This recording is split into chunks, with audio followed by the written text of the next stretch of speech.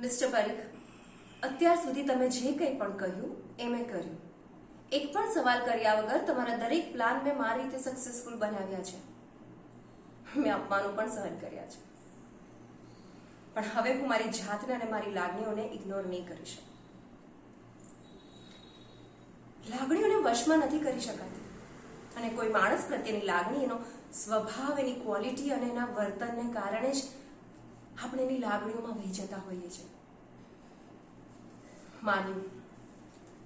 માન્યું કે તમારા કારણે જ હું ક્રિશના જીવનમાં આવી છું, અને મને રાધાથી કોઈ જ ફરિયાદ નથી, કોઈ અણગમો નથી. પણ હવે હું ક્રિશથી દૂર નહીં રહી શકું. વોટ? તમે મને ધમકી આપી રહ્યા છો?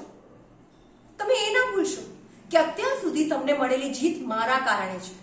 મેં બધા રિસ્ક લીધા છે.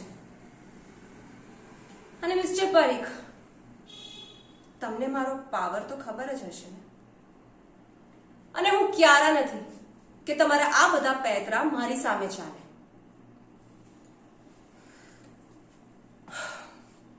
મિસ્ટર પરીખ, એક બાપ તરીકે રાધા પ્રત્યે તમારી જે લાગણી છે ને, એ હું સમજી શકું છું.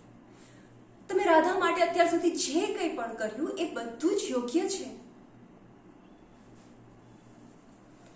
પણ હકીકત તમને પણ ખબર છે.